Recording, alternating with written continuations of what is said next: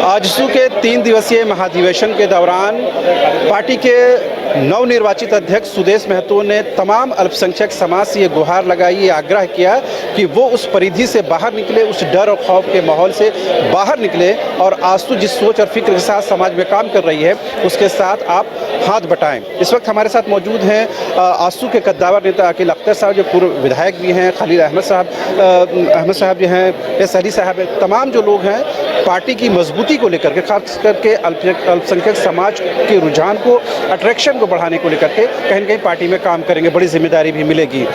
आज जिस तरह सुदेश महतो साहब कहा अल्पसंख्यक समाज का नाम लेकर के, क्या आप लोगों की जिम्मेदारी और बढ़ गई है कि उस समाज के भीतर जाएं और उनको पार्टी से जोड़ें? बहुत बढ़ गई है और पहले से बढ़ी हुई थी, आज तो डबल बढ़ गई है और हम लोग उस पर कोशिश कर रहे हैं कि हर वो क्षेत्र, जिस क्षेत्र में अल्पसंख्यक के लोग ज़्यादा हैं, वहाँ से ज़्यादा बड़े बड़े आदमी को और वोटर को बढ़ाएं और आदमी को लाए और मेंबरशिप में लेकर के इनको अल्पसंख्यक वोट को कलेक्ट करने के लिए हम लोग लगे हुए हैं।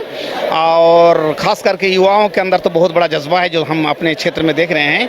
युवा को इस वक्त आज हमारे पार्टी में एक संकल्प ले लिया कि अब युवाओं को भी एक, हमारा पहले युवा नहीं था, अब युवा मोर्चा भी हमारे पार्टी में हो गया।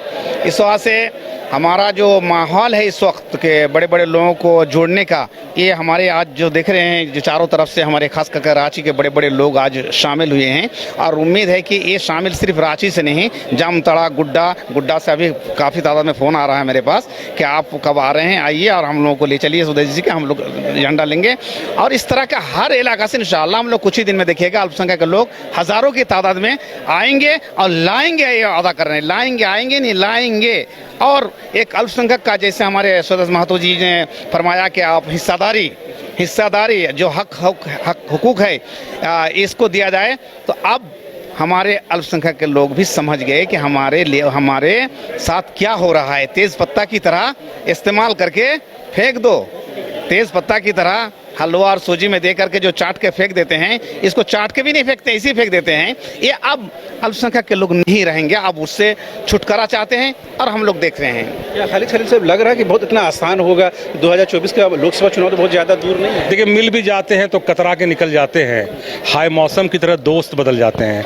हमने तो बहुत दिनों से दोस्ती, मेरे बाप दादाओं ने भी दोस्ती करके रखी थी कांग्रेस से, राजद से, जेएमएम से।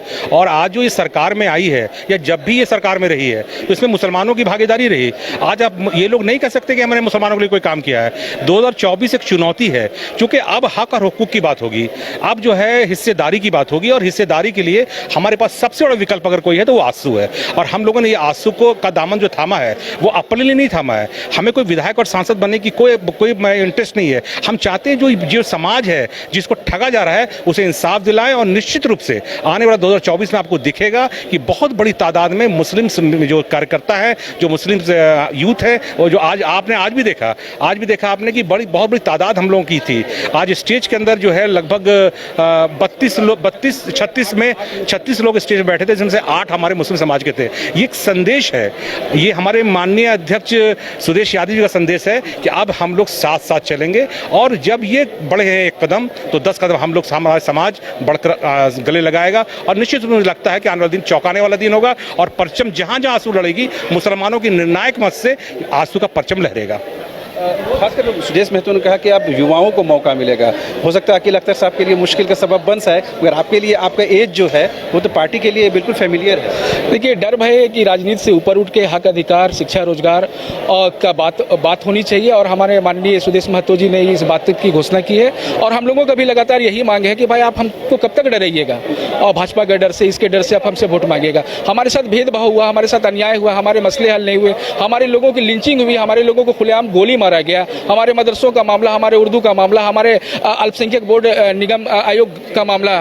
तो इन सारे मामलों पर जो है कोई काम नहीं हुआ महागठबंधन सरकार के द्वारा। और सुदेश कुमार महतो का जो आज महाधिवेशन का जो संकल्प जारी हुआ है, जो राजनीतिक प्रस्ताव आया, उसमें अल्पसंख्यकों अधिकार का बात है, उनका विकास का बात है, उनका सुरक्षा का बात है, न्याय की बात है। और इसको लेकर हम लोग जो है अल्पसंख्यक समुदाय और खास करके मुस्लिम समुदाय के बीच में जाएंगे। और निश्चित मान के चलिए कि आने वाले 2024 में झारखंड में एक बड़ा समीकरण समीकरण के साथ जो है सत्ता में सुदेश कुमार महतो जी आएंगे। मुस्लिम समुदाय, महतो समुदाय का समीकरण बनेगा और उसी समीकरण के तहत हम लोग प्रयास करेंगे।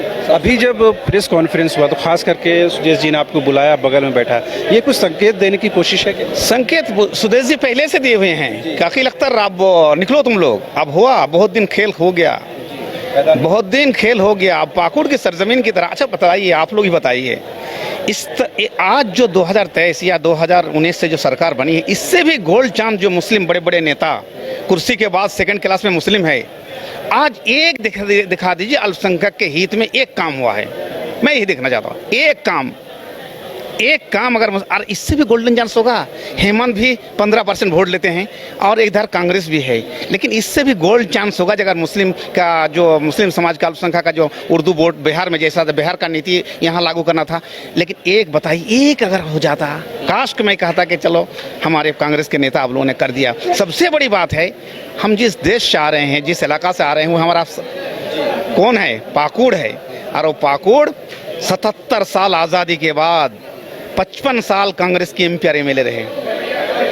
इनके नाना जान भी एमएलए थे। 77 साल के बाद 55 साल आज तक कांग्रेस के नेताओं ने 55 साल नेता एमपी और एमएलए होकर के पानी घर तक नहीं पहुंचा सका, बिजली घरों में नहीं दिया, स्कूल में टीचर नहीं रहा, एक भी अस्पताल नहीं, सारा बंगाल जा रहा है अस्पताल, एक अस्पताल नहीं पाकुड़ में, सिर्फ रेफर करने के लिए है कि आज लो आओ और बंगाल जाओ। ये है हमारे कांग्रेस के बड़े नेता का हाल।